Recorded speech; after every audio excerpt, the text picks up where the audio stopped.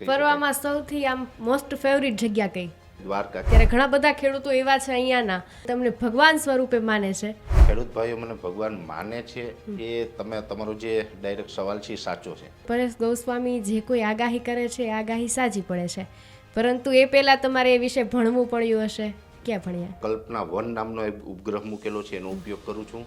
American model છે GFS, એમનું પણ હું અભ્યાસ કરું છું. અંબાલાલ કાકા કે જેને ગુજરાતમાં હવામાનની વાત આવે તો અંબાલાલ કાકા, હવામાનની બાબતમાં નોલેજ ઓફ સિમ્બોલ એટલે અંબાલાલ કાકા કહેવાય.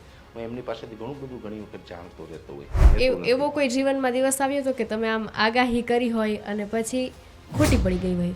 ઘણી વખત એવું બને છે.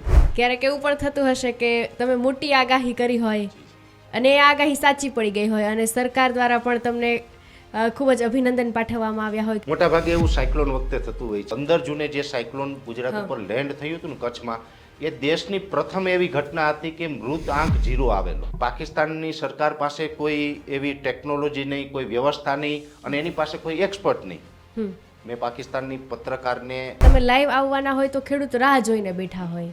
ઘણા પરિવાર એવા છે ગુજરાતની અંદર જ્યાં સુધી મારો વિડીયો સાંભળે નહીં ને ત્યાં સુધી જમતા પણ નથી. આ કેમિકલ જમીનમાં નાખે એટલે અળસિયાઓ મરી જાય છે અને અળસિયા મરી જાય કેમિકલને કારણે તો જમીન ફળદ્રુપ કેવી રીતે રહેવાની? પેસ્ટિસાઇડ અને કેમિકલ ફર્ટિલાઇઝર છે એ બંધ કરો, એ વાપરશો તો જમીનની ફળદ્રુપતા ઘટશે. ખરેખર ખેડૂતો સાથે છેતરપિંડી થાય છે? 100% થાય છે. ગવર્મેન્ટ કોઈ મારી દુશ્મન પણ નથી, દોસ્ત પણ નથી. સારું કરે તો અભિનંદન આપીએ અને ખરાબ કરે તો અમે એને ગાળો પણ આપતા હોય. ક્યારે રાજકારણમાં જોડાવાની ઈચ્છા થઈ ખરી? નમસ્કાર, આપની સાથે હું છાયા. આજે અમેઝિંગ દ્વારકાના સ્ટુડિયો પર એવા એક વ્યક્તિ છે કે જેને દેવભૂમિ દ્વારકાના ખેડૂતો છે એ ભગવાન માને છે, જે જગતના તાત એટલે કે ખેડૂતોને માર્ગદર્શન પૂરું પાડે છે અને જે ખેડૂત આપણને કણમાંથી મણ અનાજના કરીને દે છે એ જ ખેડૂત. એ વ્યક્તિ ક્યારે લાઈવ થશે, એ વ્યક્તિની ક્યારે મીટિંગ થશે, એ વ્યક્તિ શું આગાહી કરવાના છે એની રાહ જોઈને બેઠા હોય છે અને એવા વ્યક્તિ એટલે કે પરેશ ગોસ્વામી આજે મારી સાથે છે. પહેલાં તો આપનું ખૂબ ખૂબ સ્વાગત છે. જી ધન્યવાદ બેન. જ્યારે આપણી સાથે પરેશભાઈ આજે જોડાણા છે ત્યારે આજે એવી અનેક વાતો કરવી છે કે જે કદાચ દેવભૂમિ દ્વારકાના લોકો નથી જાણતા, તમે નથી જાણતા. જ્યારે શરૂઆત કરું છું વાતની ત્યારે શરૂઆતમાં એ જાણવું છે કે તમે મૂળ ક્યાંના છો અને તમારો જન્મ ક્યારે થયો હતો? મારો જન્મ આમ તો ખેડૂત પરિવારમાં જ થયો છે. જુનાગઢ જિલ્લાના માળિયાહાટીના તાલુકાનું ખોરાસા ગીર ગામ છે અને ખેડૂત પરિવારની અંદર જન્મ થયો છે. ગામડામાં ઘણા સમય સુધી હું રહ્યો છું. ગામડાઓમાં મારો અભ્યાસ થયો છે. ગામડામાં નાનો મોટો થયો છું અને પછી છેલ્લા લગભગ 1.5 દાયકાથી એટલે કહી શકાય 12-15 વર્ષથી હું જુનાગઢમાં સેટ થયો છું ને આ રીતે અમે ગામડા સાથે જોડાયેલા છીએ એટલે ગામડામાં અમે વધારે માનીએ છીએ. જ્યારે બાળપણ પણ તમે ગામડામાં જ વિતાવ્યું હશે, બાળપણના એ દિવસો કેવા હતા? બાળપણના દિવસો આમ તો વધારે પડતા અમારા રમતમાં અને વાડીમાં વીતેલા છે એવું કહી શકાય. કેમ કે ભણવામાં જે ગામડાનું જે જીવન છે, આમ તો સરકારી શાળાઓમાં ભણીને ગામડાઓમાં હું મોટો થયો છું અને હું એક એવી વ્યક્તિ છે કે લગભગ આજ દિવસ સુધી હું પ્રાઇવેટ કોલેજ કે પ્રાઇવેટ સ્કૂલનું પગથિયું નથી ચડ્યો.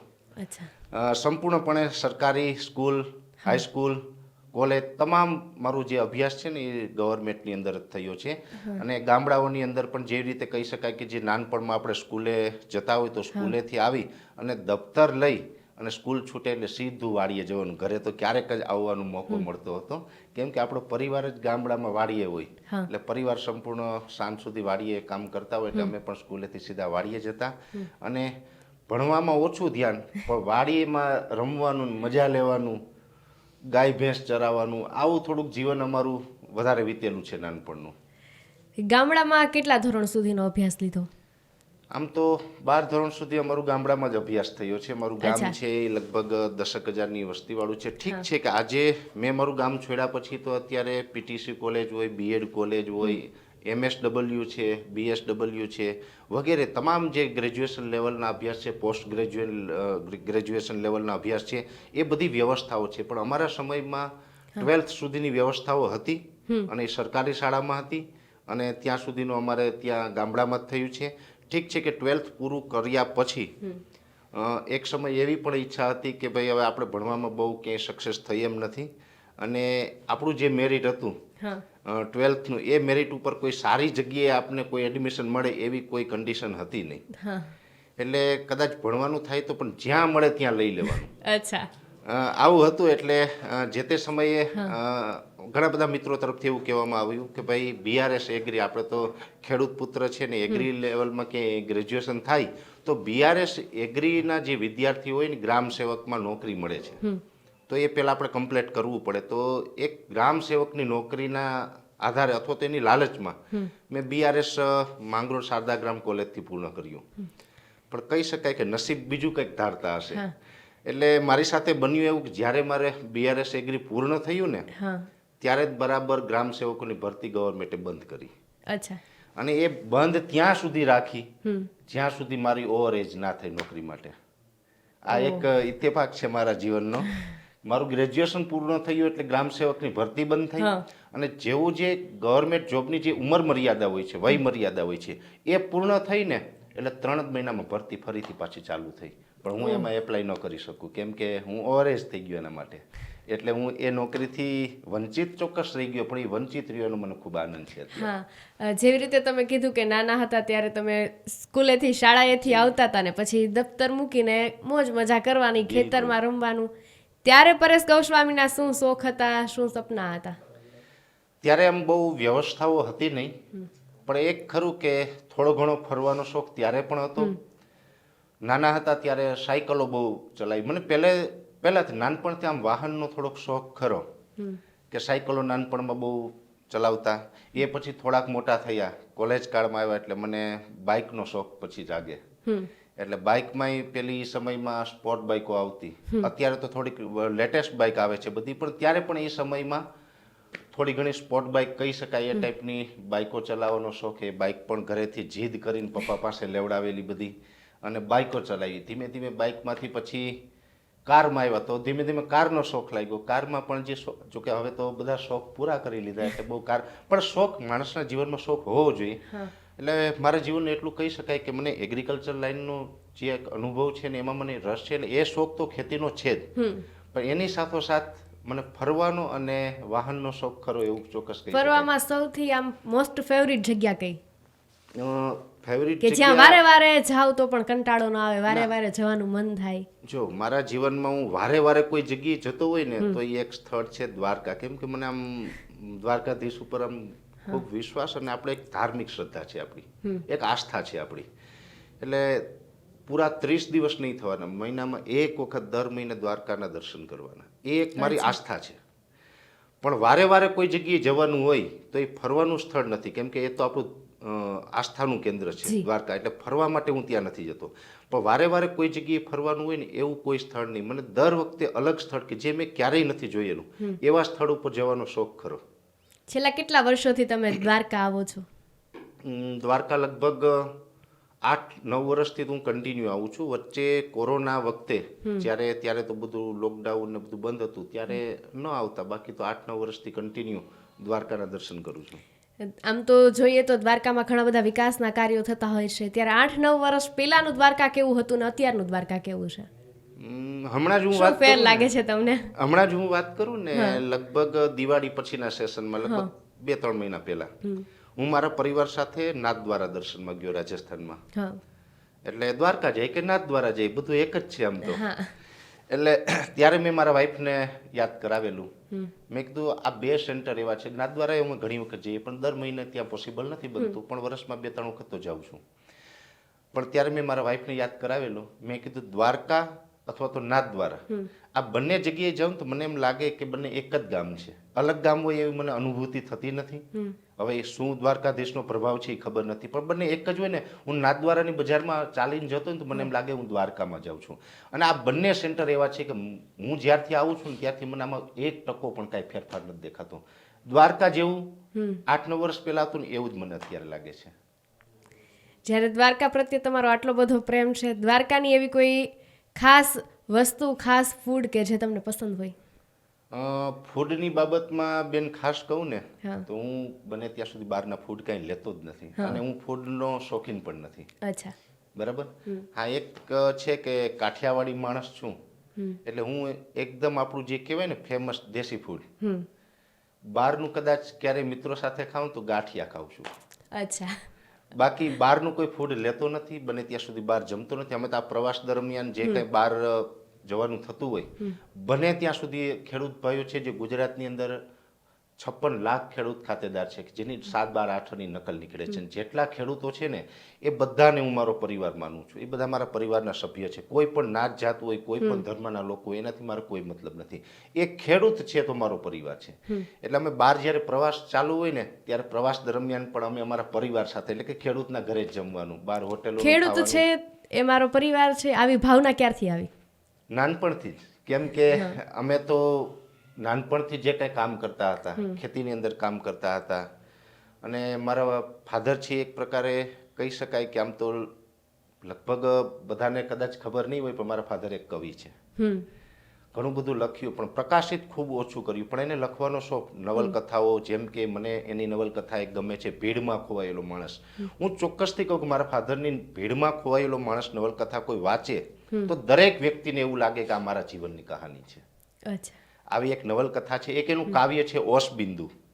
એ ઓશબિંદુ કાવ્ય છે એ પણ કદાચ કોઈ સાંભળે ને તો એવડી કલ્પના એમાં મૂકેલી છે કે દરેક વ્યક્તિને લાગે કે ખરેખર આ કેટલી કલ્પનાની દુનિયાનું એક કાવ્ય છે. એટલે મારા ફાધરે પહેલેથી એક કવિ છે ને એનું કંઈક અલગ વિચારધારા હતી. એટલે એની અમારી અંદર આવા એક સંસ્કાર રેડેલા છે કે આપણે ખેડૂત છે અને મારા ફાધરનો વ્યવસાય હંમેશા ખેતી જ રહ્યો છે. તો આપણે ખેડૂત છે તો ખેડૂત જેટલા હોય ને બધાને આપણો પરિવાર સમજવો. મેં તો જ્યારે એગ્રીકલ્ચરમાં હું એન્ટર થયો આ ફિલ્ડમાં ત્યારે મારા ફાધરે મને એક સિદ્ધાંત આપેલો કે તું ગમે ત્યાં જા, ગમે ત્યાં કામ કર, પણ તું ખેતી સાથે જોડાયેલો છે તો ખેડૂત છે ને મારો પરિવાર છે, એટલે ખેડૂત સાથે ક્યારેય ખોટું ન થાય ધ્યાન રાખવાનું. જો તું કોઈ ખેડૂત સાથે ખોટું કરે તો તે તારા પરિવાર સાથે ખોટું કર્યું છે આ ચોક્કસ માનજે. એટલે એમાં ભગવાન તને માફ નહીં કરે. એટલે ખેડૂત સાથે તું જાણતા અજાણતા ખોટું ન થાય એનું ધ્યાન રાખવાનું. અને કદાચ કોઈ ખોટું કરે તો એનો વિરોધ કરવો એ પણ આપણે એક નૈતિક ફરજ છે. અત્યારે આપણે ખેડૂતો ઉપર અને દેવભૂમિ દ્વારકા ઉપર ખાસ કરીને વાત કરીએ છીએ. ત્યારે ઘણા બધા ખેડૂતો એવા છે અહીંયાના દેવભૂમિ દ્વારકા જિલ્લાના કે જે તમને ભગવાન સ્વરૂપે માને છે. એમ જ માની લો કે પરેશભાઈ ગોસ્વામી એટલે અમારા ભગવાન છે, તમારી પૂજા અર્ચના કરે છે. તમે ક્યારે આવું વિચાર્યું હતું કે આવો સિનારીઓ થશે? બિલકુલ નહોતું વિચારેલું. એ સત્ય હકીકત છે. અને ખેડૂત ભાઈઓ મને ભગવાન માને છે એ તમારો જે ડાયરેક્ટ સવાલ છે એ સાચો છે. એમાં દ્વારકા હોય, ઉત્તર ગુજરાતના ભાગો હોય, ભાવનગર સાઈડના વિસ્તારો હોય, ઘણા વિસ્તારમાં ગુજરાતના લગભગ હું અનેક ગામડાઓ ફરું છું. જ્યારે રૂબરૂ જાઉં ત્યારે મને ખબર પડે કે લોકોની આવી લાગણી છે. એટલે એ લાગણી છે એ દ્વારકાધીશની કૃપા છે. એની કૃપા વગર ન થાય. બાકી મારી એવી કોઈ ઓકાત નથી કે લોકો જે પ્રમાણે મને માન આપે ને એટલું માન મેળવી શકું એટલી મારી ઓકાત નથી. પણ એ ભગવાનની કોઈ એવી કૃપા છે ને મેં મારા જીવનમાં ક્યારે આટલી બધી કલ્પના પણ નથી કરેલી કે લોકોનો પ્રેમ આટલી હદે પણ મળી શકે. પણ ભગવાનની કૃપા છે તો મળે છે. લોકો આટલો બધો પ્રેમ કરે છે કેમ કે પરેશ ગોસ્વામી જે કોઈ આગાહી કરે છે એ આગાહી સાચી પડે છે. પરંતુ એ પહેલાં તમારે એ વિશે ભણવું પડ્યું હશે. ક્યાં ભણ્યા? ફરીથી આપણે એ વાત પર જઈએ છીએ. આમ તો કોઈ પણ ફિલ્ડની એગ્રી ફિલ્ડની અંદર જઈએ ને, કૃષિ ડિપ્લોમા કરીએ, BRS એગ્રી કરીએ કે BSc એગ્રી કરીએ, એની અંદર એક વિષય આવે છે મિટિયોલોજી. મિટિયોલોજી સબ્જેક્ટ છે કોઈ પણ ભણે એટલે એની અંદર સંપૂર્ણ હવામાન વિશેની વાત આવે. આમ તો કૃષિ ડિપ્લોમા હોય, BRS એગ્રી હોય કે BSc એગ્રી હોય, એગ્રીકલ્ચરમાં તો એ ગ્રેજ્યુએશન થાય છે એની સાથોસાથ ગૌણ વિષય તરીકે મોસ્ટ ઓફ બધાને મિટિયોલોજી હોય છે. એટલે હવામાનનું ક્યાંય ને ક્યાંય ભણવાનું આવતું હોય છે. એટલે મારે મેન વિષય તો હોર્ટિકલ્ચર હતો, એટલે કે બાગાયતી પાકો, જેમ કે દાડમ હોય, ચીકુ હોય, આંબાના બગીચા હોય, જે કંઈ બાગાયતી પાકો છે એ મારો મેન વિષય હતો. પણ ગૌણ વિષયની અંદર મને વધારે રસ પડ્યો અને એમાં મેં વધારે અભ્યાસ પછી પાછળથી કર્યો. એટલે ગ્રેજ્યુએશન પૂરું થયા પછી મેં મિટિયોલોજીમાં વધારે અભ્યાસ કર્યો. અને આજની તારીખે હું કહું છું કે માણસ છે ને હંમેશા વિદ્યાર્થી જ રહેવું જોઈએ. હું આજની તારીખે એક વિદ્યાર્થી જ છું અને રોજે રોજ કંઈક નવું નવું શીખું છું. હું સહજ ભાવે કહું છું કે આજની તારીખે અનેક જે મિટિયોલોજીના વ્યક્તિઓ છે, દાખલા તરીકે સ્કાયમેટના અધિકારી હોય, મહેશભાઈ પલાવત કરીને છે જે દિલ્હીથી સ્કાયમેટનું બધું હેન્ડલ કરે છે. હું એની સાથે પણ ફોન ઉપર કોન્ટેક્ટમાં હોય. અમુક જગ્યાએ મને કોઈ ક્વેશ્ચન થાય તો હું એમની પાસે એમને ફોન કરીને એને પૂછી લેતો હોય. હવામાન વિભાગમાં પણ લગભગ જે આખી સંપૂર્ણ ટીમ છે ને એ અમે એકબીજા નોલેજ શેર કરતા હોય છે. એવી જ રીતે અંબાલાલ કાકા કે જેને ગુજરાતમાં હવામાનની વાત આવે તો અંબાલાલ કાકા. મારું સૌભાગ્ય છે કે અંબાલાલ કાકા જેવા વ્યક્તિઓના જીવનકાળમાં હું પણ જીવી રહ્યો છું ને એમની સાથે રૂબરૂ મને ચર્ચા કરવાનો મોકો મળે છે. આમ તો હવામાનની બાબતમાં નોલેજ ઓફ સિમ્બોલ એટલે અંબાલાલ કાકા કહેવાય. હું એમની પાસેથી ઘણું બધું ઘણી વખત જાણતો રહેતો હોય. એટલે જીવનકાળમાં વિદ્યાર્થી બની રહેવું ને એ ખૂબ જરૂરી છે. સ્કૂલ કોલેજની અંદર ઘણી બધી વસ્તુ એવી છે કે જે તમારા જીવનમાં ક્યારેય કામ નથી લાગતી, પણ એ બધું માટે આપણે જીવનમાં આપણા જીવનની પાઠશાળામાં આપણે ઘણું બધું શીખવું પડે છે. હા, તમે હવામાન વિભાગમાં આગળ વધવું છે, એમાં વધુ જાણવું છે, એનું ભણવું છે, એમાં કરિયર બનાવવું છે, એ નક્કી કરી લીધું. એ બધું નક્કી કર્યા પછી, ભણ્યા પછી જે કોન્ફિડન્સ આવે કે હું આગાહી કરીશ. તમે જ્યારે આગાહી કરવાના હોય ત્યારે ઘણા બધા ક્વેશ્ચન્સ કદાચ થતા હોય કે આગાહી કરીશ તો 100% સાચી થશે કે નહીં, કેમ કે આ તો ઈશ્વર છે. એ વાત તમારી 100% સાચી. પહેલી વાત તો એ હવામાન ક્ષેત્રની અંદર આમ તો જાહેર જીવનમાં હું 2018 થી છે, પડદા પાછળ 2012 થી. અચ્છા. પણ છેલ્લા 15-17 વર્ષ મેં એગ્રીકલ્ચર ફિલ્ડનો માણસ એટલે પેસ્ટિસાઇડ, ફર્ટિલાઇઝર અને સીડ્સ, હાઇબ્રિડ સીડ્સ બનાવતી ઘણી બધી સંસ્થાઓમાં મેં નોકરી કરેલી. એટલે 15-17 વર્ષ તો મારા જોબમાં ગયા. પાછળથી ધીમે ધીમે એમ આગળ વધતો થયો.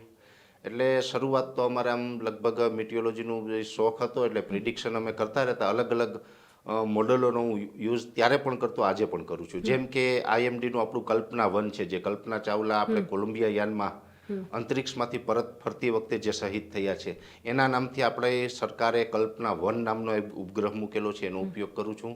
અમેરિકન મોડલ છે GFS, એમનું પણ હું અભ્યાસ કરું છું. એ સાથે ઓસ્ટ્રેલિયન મોડલ હોય, સ્કાયમેટના છે, ટ્રોપિકલ TDS છે, વગેરે અલગ અલગ મોડલો છે. આ બધા મોડલોના જે ચાર્જેબલ એના જે લાયસન્સ વર્ઝન જે મોડલો છે એ પણ ઉપયોગ કરું છું. એટલે ત્યારે કરતો શરૂઆતની અંદર અમે વોટ્સએપના માધ્યમથી અને ઓરલી બધાને કહેતા કે આ રીતનું થવાનું છે. ઘણા બધા મિત્રોની પછી રિક્વાયરમેન્ટ આવી કે તમારું જે આટલું પ્રિડિક્શન સટીક છે તો કેમ આખા ગુજરાતને લાભ ન મળે. એટલે યુટ્યુબના પ્લેટફોર્મમાં પછી અમે 2018 થી ચાલુ કર્યું અને ત્યારથી પછી આગળ વધ્યા છે. પણ જે તમારો સવાલ હતો ને કે આગાહી ખોટી પડશે, પણ એની અંદર મારો ડર નથી હોતો. એક ડર હોય છે.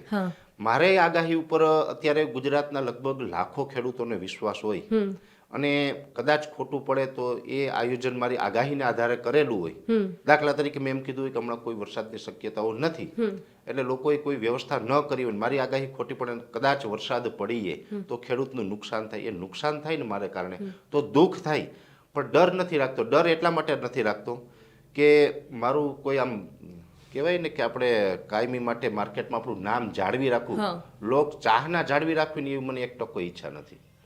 હું મારું ટૂંકમાં ફેમ માટે કામ નથી કરતો, ખેડૂતોના હિત માટે કામ કરું છું. એટલે મારી આગાહીથી ખેડૂતને ફાયદો થવો જોઈએ, મારી પબ્લિસિટી થાય એમાં મને ક્યારેય રસ નથી. એટલે તમે ઘણી બધી વાતો છે ને ખેડૂતોની એવી પણ કરતા રહીએ છીએ કે જે લગભગ આજ દિવસ સુધી કોઈ સમાજ સેવક, કોઈ કથાકારો કોઈ નથી કહી શક્યું. એ એટલા માટે કહી શકીએ કેમ કે હું જે વાત કરું ને એ વાતની અંદર લોકો કદાચ સમાજ તમને ન પણ સ્વીકારે. એટલે અમે આગાહીમાં એટલા માટે નથી ડરતા કેમ કે વ્યક્તિગત અમારું કોઈ એવો કોઈ જીવનમાં દિવસ આવ્યો હતો કે તમે આમ આગાહી કરી હોય અને પછી કદાચ ભાગ્યે ખોટી પડી ગઈ હોય? ઘણી વખત એવું બને છે બેન. એનું કારણ છે કે અમે ઓન કેમેરા એવું કહીએ છીએ, અમારા સોશિયલ મીડિયાના પ્લેટફોર્મ હોય અથવા તો ન્યૂઝ ચેનલોના પ્લેટફોર્મ હોય. અનેક વખત અમે એવું કહીએ છીએ કે ભાઈ 90-92% સુધી અમે પરિણામ આપી શકીએ. અને હું જાહેરમાં કહું છું કે હવામાન વિભાગ છે ને એ પણ 80% સુધીનું પરિણામ નથી આપી શકતું. એમની પાસે તો ખૂબ સારી ટેકનોલોજી છે. જોકે અત્યારની જે પહેલાં કરતાં અત્યારની જે ટેકનોલોજી ને અત્યારની જે હવામાન વિભાગની ટીમ છે ને ખૂબ મજબૂત છે. અને મને આનંદ થાય કે આવી મજબૂત સંસ્થા અત્યારે હાલમાં છે. પણ છતાં પણ મેક્સિમમ પરિણામ તો 80% સુધીના મળે અને 70% ઉપર પરિણામ મળે એ સારું જ કહેવાય. એ જગ્યાએ અમે 90-92% સુધીનું પરિણામ આપીએ છીએ. અને 90% પરિણામ આપતા હોય સીધો જ મતલબ એમ થાય કે 8% તો આપણું રોંગ જવાનું જ છે. તો એ 100 આગાહી જ્યારે પણ કરીએ 8 રોંગ જાય જ. અને જ્યારે પણ 8 વખત રોંગ ગઈ હોય તો 8 વખત અમને દુઃખ થાય છે. ક્યારેક એવું પણ થતું હશે કે તમે મોટી આગાહી કરી હોય અને એ આગાહી સાચી પડી ગઈ હોય અને સરકાર દ્વારા પણ તમને ખૂબ જ અભિનંદન પાઠવવામાં આવ્યા હોય કે તમારા કારણે ઘણા બધા લોકોનો પાક છે એ બચી ગયો છે, એવો કોઈ દિવસ? મોટા ભાગે એવું સાયક્લોન વખતે થતું હોય છે. અને સાયક્લોનમાં થોડુંક અમારું સેલ્ફ ડેરિંગ હોવું જોઈએ. કેમ કે સાયક્લોનના એક્ઝેક્ટ લોકેશનો આપવા હું તો ત્યાં સુધી કહું મીડિયાના મારફતે કયા એરિયા સાયક્લોન વખતે ગામડાઓ ખાલી કરાવવા, લોકોને ત્યાંથી સલામત સ્થળે ખસેડવા, એના માટે પણ અમારું સ્ટેટમેન્ટ લેવામાં આવે છે. એ વાતનો અમને આનંદ થાય. દાખલા તરીકે વાત કરીએ તો ગયા વર્ષે 15 જૂન 2023 એટલે ગયા વર્ષે બિપરજોય નામનું સાયક્લોન છે એ અરબી સમુદ્રમાં થઈને કચ્છ પર લેન્ડફોલ થયું. તેમાં અડધા પાકિસ્તાનના ભાગોને પણ પ્રભાવિત કર્યું. ત્યારે જ અમારે તરફથી એક સૂચના આપવામાં આવી હતી, જેમાં દ્વારકાના દરિયાકાંઠાના ભાગો, ઓરખા સાઈડના ભાગો છે, કચ્છના કેટલાક તાલુકા અને કેટલાક ગામડાઓને ખાલી કરાવવા એ ખાસ અમારી પાસેથી માહિતી લેવામાં આવી હતી. અને એ માહિતીના આધારે ગવર્મેન્ટે કામ કર્યું ને એનું એક બહુ જબરજસ્ત પરિણામ મળ્યું કે 2023ની 15 જૂને જે સાયક્લોન ગુજરાત ઉપર લેન્ડ થયું હતું ને કચ્છમાં, એ દેશની પ્રથમ એવી ઘટના હતી કે મૃત આંક 0 આવેલો. 0 મૃત આંક કોઈ સાયક્લોનમાં આવેલો હોય એવી પ્રથમ ઘટના છે કે 15 જૂન 2023.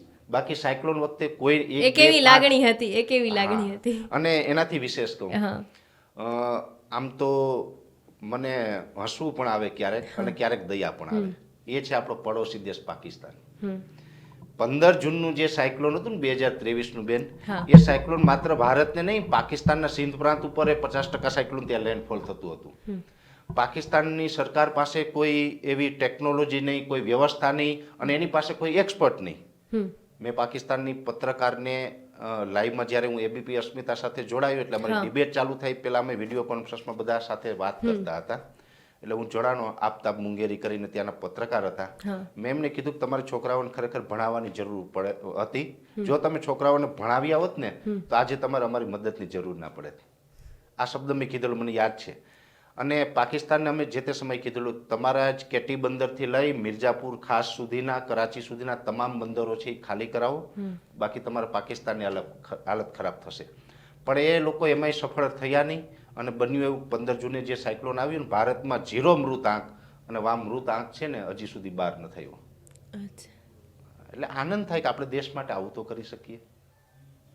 અને એના કારણે જ તમને ઘણા બધા ખેડૂતો ભગવાન સમાન માને છે, જે રીતે વાત કરી. અને તમે લાઈવ આવવાના હોય તો ખેડૂત રાહ જોઈને બેઠા હોય. કદાચ એ પોતાના 100 કામ હોય તો એ 100 કામ મૂકી દે છે. અને એ પેલા ફોનમાં કદાચ ભલે બીજી કોઈ એક્ટિવિટી કરતા ન આવડતી હોય, એટલો ભણેલો ગણેલો ખેડૂત ન હોય, છતાં એ યુટ્યુબ ચાલુ કરી અને પરેશ ગોસ્વામીને સાંભળે છે.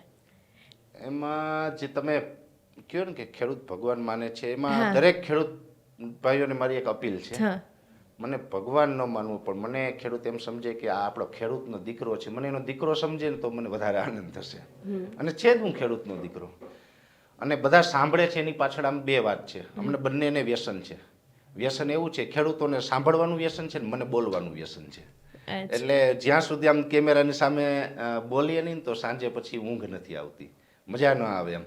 અને ખેડૂતોને એવું થાય કે મને સાંભળે નહીં તો એને મજા ન આવે. એટલે એકબીજાનો પ્રેમ છે. એટલે બસ આ રીતે ખેડૂતો છે રોજ સાંભળતા રહીએ. અને ઘણા પરિવાર એવા છે ગુજરાતની અંદર, જ્યાં સુધી મારો વિડીયો સાંભળે નહીં ને ત્યાં સુધી જમતા પણ નથી સાંજે. અને મને વિશેષ આનંદ એ થાય છે, કદાચ હું વિડીયોની અંદર ભલે ઉપયોગી માહિતીની સામાન્ય માહિતી આપીને પણ કદાચ 10 મિનિટ હું બોલીને મૂકી દઉં વિડીયો, તોય મને આનંદ એ વાતનો વિશેષ થાય કે આ જે સોશિયલ મીડિયા છે, યુટ્યુબનું માધ્યમ છે, એમાં જોવાનું પણ ઘણું બધું આવે ને ઘણું એવું આવે કે ન જોવું જોઈએ. રીલ્સ ને બધું ખોટું મગજ બગાડે એવું બધું હોય છે. તો જ્યાં સુધી 10 મિનિટ પણ એ કદાચ મારો વિડીયો જોશે તો અમારા વિડીયો તો આયુર્વેદિક દવા જેવા છે. ફાયદો ન કરે તો કાંઈ નહીં, નુકસાન તો કરવાના જ નથી. એટલે 10 મિનિટ તો એ છે ને એની કોઈ જગ્યાએ બીજી ખરાબ જગ્યાએ ધ્યાન જવાનું નથી. બીજા નંબરની અંદર અમે એટલી ગેરંટી આપીએ છીએ, પરિવારની સાથે બેઠા હોય, માતાઓ બહેનો સાથે બેઠા હોય, પરિવારની સાથે બેઠા હોય. અમે તો ઘણી વખત ખેડૂતોને કે અન્યાય થતો હોય તો એકદમ ગુસ્સામાં પણ સરકાર ઉપર પ્રહાર કરતા હોય. પણ હું એટલું ચોક્કસથી કહું કે મારા વિડીયોની અંદર કોઈ શબ્દ એવો નહીં આવે કે તમે પરિવાર સાથે, માતાઓ બહેનો સાથે જોતા હોય તો તમારે ક્યાંય નીચું જોવું પડે. એવી ભાષાનો ક્યારેય ઉપયોગ નથી કરતા. અને કોઈ પણ ખેડૂત પુત્ર છે એને કદાચ સાચો માર્ગ બતાવવાનો પ્રયત્ન હશે, પણ અમારા હિસાબે કોઈ માર્ગ ભટકે એવું કામ ક્યારેય નહીં થાય. સોશિયલ મીડિયામાં હોય કે પછી તમે લાઈવ મીટિંગમાં હોય ખેડૂતો સાથે, અનેક વખત તમે એવું બોલેલા છો કે વિદેશી નહીં સ્વદેશી અપનાવો. એટલે ચોક્કસથી તમે ઓર્ગેનિક ખેતીમાં માનતા હશો. પરંતુ આ જે રીતે એનો 21મી સદી છે, જે રીતે કોમ્પિટિશન વધતી જાય છે, ઓછા સમયમાં વધુ પાક લોકોને મેળવી લેવો છે. અને એક અનાજ એવી વસ્તુ છે કે એ કોઈ મશીનમાં નથી બનતી. એના માટે કમ્પલસરી ખેડૂતે મહેનત જ કરવી પડે છે, ખેતી જ કરવી પડે છે. અને કણમાંથી મોણી ખેતરમાં જ થઈ શકે છે. એના માટેની કોઈ એવી વ્યવસ્થા નથી, કોઈ એવા મશીન નથી. જ્યારે ખેડૂત એકબીજાની કોમ્પિટિશનમાં ઉતરી ગયા હોય કે મારે જલ્દીથી પાક મેળવી લેવો છે, એના માટે પરિણામે વિદેશી દવાનો ઉપયોગ કરતા હોય, જલ્દીથી ઉત્પાદન, ઝાઝું ઉત્પાદન. જો આમાં બેન એવું છે, હમ સ્વદેશીનો આગ્રહ એટલા માટે છે કે સૌ પ્રથમ આપણો દેશ, હમ દેશથી મોટું કોઈ નથી, અને દેશ પ્રત્યેની ભાવના હોવી જ જોઈએ દરેકના મનમાં. એમાં ખેતી પ્રધાન દેશ. ને ખેતી પ્રધાન દેશ. જી. હવે મારે સ્વદેશીનો આગ્રહ એટલા માટે છે કે આજથી 278 વર્ષ પહેલા, હા. આપણે આઝાદીના 78 વર્ષ થયા. 78 વર્ષ પહેલા 200 વર્ષ આપણે દેશે અંગ્રેજોની ગુલામી કરી. પણ અંગ્રેજોની ગુલામી ક્યારે કરી? તો કે ઈસ્ટ ઇન્ડિયા નામની કંપનીની સ્થાપના આપણા દેશમાં થઈ, જે કંપની વેપાર કરવા આવી હતી, અને વેપાર કરવા આવીને પછી 200 વર્ષ આપણે ગુલામ બનાવીને રાખ્યા. તો એ ભૂલનું પુનરાવર્તન ન થાય એટલા માટે થઈને હું એમ કહું છું કે વિદેશી કંપનીને બહુ પ્રોત્સાહન નહીં આપો. એક વખત ઇતિહાસમાં આપણે ભૂલ કરી ગયા છીએ, આ ભૂલ બીજી વખત નથી કરવાની. બીજા નંબરની અંદર આપણે જે વિદેશી પ્રોડક્ટ ખરીદીએ તો એના પૈસા તો વિદેશમાં જવાના છે. સ્વદેશી પ્રોડક્ટ ખરીદીએ તો એ પૈસા આપણા જ દેશમાં રહેશે. અને કોઈ પણ દેશ છે ને બને ત્યાં સુધી સ્વદેશી પ્રોડક્ટને વાપરશે ને એ જ દેશ સદ્ધર બને. વિદેશી પ્રોડક્ટ વાપરો તો આપણે આર્થિક સદ્ધરતા ક્યારેય વધતી નથી. એટલે સ્વદેશીનું એટલા માટે આગ્રહ રાખીએ છીએ. બીજા નંબરની અંદર જે તમે વાત કરી ને કે વધુ ઉત્પાદન લેવું છે એટલે ખેડૂતો વિદેશી કંપનીની વસ્તુ વાપરે છે કે દવા ખાતર વાપરે છે, બસ એ જ આપણી ભૂલ છે. આ મલ્ટીનેશનલ કંપનીઓએ આપણા મનમાં એક ખોટી વાત ભરાવી દીધેલી છે કે તમે રાસાયણિક ખાતર ને કેમિકલ પેસ્ટિસાઇડ દવાનો ઉપયોગ કરશો ને તો વધારે ઉત્પાદન આવે છે. આ વાત ખોટી છે. આનાથી ઉત્પાદન ઘટે છે. ઘટે એટલા માટે ઉત્પાદન કઈ જમીનની અંદર વધારે આવશે તો કે જે ખેડૂત પાસે ફળદ્રુપ જમીન હોય એ જમીનની અંદર. ફળદ્રુપ જમીન કોને કહેવાય? એની અંદર વૈજ્ઞાનિક રીતે આમ જોવા જઈએ તો 140 આસપાસ જે તત્વો હોય છે એમાંથી 16 તત્વો એવા છે કે જે આપણી જમીનમાં હોવા જોઈએ, અને એ તત્વો હોય ને તો જ જમીન ફળદ્રુપ ગણાય, અને ફળદ્રુપ જમીન જ સારું ઉત્પાદન આપી શકે. આ વાત તો બધાએ માનવી પડશે. જેની અંદર નાઇટ્રોજન, ફોસ્ફરસ, પોટાશ કે જે ફર્સ્ટ ગ્રેડ છે, પણ એની પહેલા જે કુદરતી રીતે મળે છે કાર્બન, હાઇડ્રોજન, ઓક્સિજન. હવે આ તો હવા, પાણી અને સૂર્યપ્રકાશ દ્વારા મળે. પાણીની અંદર હાઇડ્રોજન હોય છે, કાર્બન, હાઇડ્રોજન, ઓક્સિજન આપણે વનસ્પતિને ઓક્સિજનની જરૂર પડે એ પણ કુદરતી રીતે મેળવે છે. જે કાર્બન છે ને એ અત્યારે ગુજરાતની જમીન નામે અલગ અલગ જિલ્લાઓના રિપોર્ટ કરાવેલા છે. ખૂબ ચિંતાજનક રિપોર્ટ આવે છે. અત્યારે 0.25%, 0.50%, 0.80% આસપાસનું સેન્દ્રીય કાર્બનનું લેવલ છે ગુજરાતની જમીનમાં. એટલે એ ફળદ્રુપની કેટેગરીમાં ન આવે. જો 1% કરતાં વધારે કાર્બન હોય તો જ એ જમીન ફળદ્રુપતાની કેટેગરીમાં આવે છે. સેન્દ્રીય કાર્બનનું લેવલ ઘટી રહ્યું છે, અને 16 તત્વોમાં carbon, hydrogen, oxygen, nitrogen, phosphorus, potash, calcium, magnesium, sulphur, zinc, copper, boron, ferrous, manganese, chloride, molybdenum, આ બધા તત્વો જોઈએ. આપણે બધા ડીએપી આપીએ એટલે નાઇટ્રોજન અને ફોસ્ફરસ હોય. 18% નાઇટ્રોજન, 46% ફોસ્ફરસ. યુરિયાની અંદર માત્ર 46% ફોસ્ફરસ હોય. એનપીકે આપીએ છીએ ખાતર, એની અંદર 12% નાઇટ્રોજન, 32% ફોસ્ફરસ ને 16% પોટાશ હોય. આનાથી વિશેષ કંઈ આપતા નથી. એ કેમિકલ ગ્રેડમાં છે. આ કેમિકલ જમીનમાં નાખીએ એટલે અળસિયાઓ મરી જાય છે. અને અળસિયા મરી જાય કેમિકલને કારણે તો જમીન ફળદ્રુપ કેવી રીતે રહેવાની?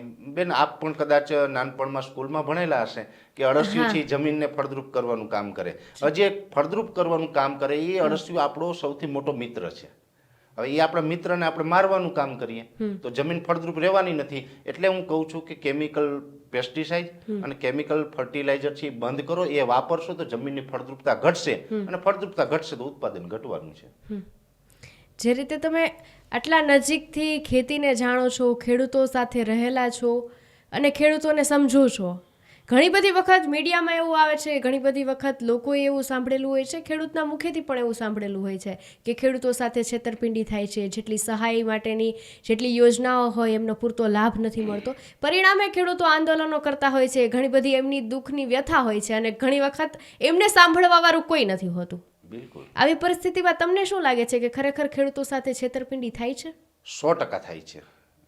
તમને અનેક ઉદાહરણો આપી શકું. દાખલા તરીકે ગયા ચોમાસામાં 2024માં જે અલગ અલગ વિસ્તારની અંદર અતિવૃષ્ટિનો માહોલ જોવા મળ્યો હતો. એમાં દ્વારકા જિલ્લાની વાત કરીએ તો દ્વારકા જિલ્લામાં પણ સામાન્ય કરતાં વધારે વરસાદ થયો છે. ગવર્મેન્ટે જ બનાવેલી એક યોજના છે કે કોઈ પણ એરિયામાં 80%થી ઓછો વરસાદ થાય તો એને અનાવૃષ્ટિ ગણીને અને ખેડૂતોને અનાવૃષ્ટિનું રાહત પેકેજ આપવું. અતિવૃષ્ટિ એટલે 120% કરતાં વધારે વરસાદ પડે તો એને અતિવૃષ્ટિ ગણવાની. 120% કરતાં વધારે હોય અથવા તો 80% કરતાં ઓછો હોય તો બંને રીતે એને રાહત પેકેજ આપવું પડે. આજની તારીખે કહેવા જઈએ તો 2024નું ચોમાસું છે એ દ્વારકા તો ઠીક, અલગ બીજા જિલ્લાઓમાં પણ લગભગ 150%થી લઈને 200% અને દ્વારકાની અંદર 200% ઉપરનો વરસાદ ચાલુ વર્ષે થયેલો છે. તો આ તો રાહત પેકેજના ક્રાઇટેરિયામાં આવે છે.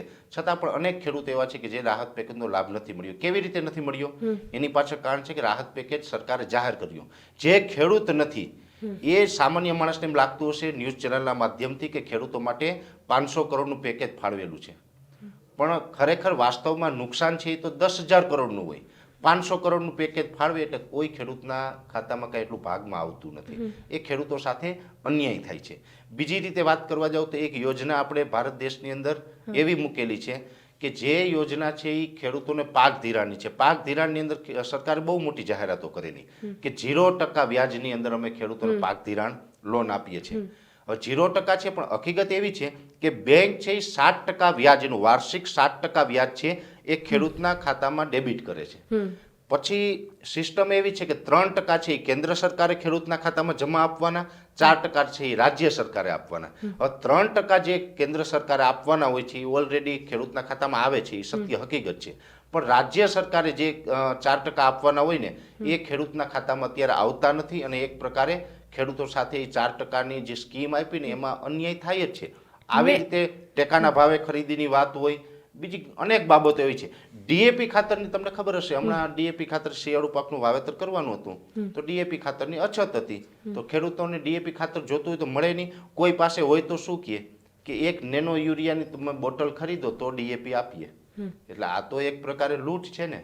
એટલે આવી લૂંટમાં અમે તો હંમેશા જાહેર અવાજ ઉઠાવ્યો છે ને. હું તો ગવર્મેન્ટ કોઈ મારી દુશ્મન પણ નથી, દોસ્ત પણ નથી. સારું કરે તો અભિનંદન આપીએ અને ખરાબ કરે તો અમે એને ગાળો પણ આપતા હોય છે. ઘણી બધી વખત અનેક રાજકારણીઓના મોઢે મેં એવું સાંભળેલું છે કે ખેડૂતોને રોદડા રોવાની આદત પડી ગઈ છે. એમને ગમે એટલું આપો ને એમને સંતોષ જ નથી. એ રાજકીય વાત હોઈ શકે, પણ એ વાસ્તવિકતા નથી. જે ખેડૂતો માટે આવું જે કોઈ પણ બોલતું હોય ને તો એ માણસ ખેડૂતને અથવા તો ખેતીને જાણતો નહીં હોય, અને જાણતો હોય ને છતાં બોલતો હોય તો એ માણસમાં ખરેખર છે ને દયા ભાવ કે લાગણી કે ઈમાનદારી નહીં હોય.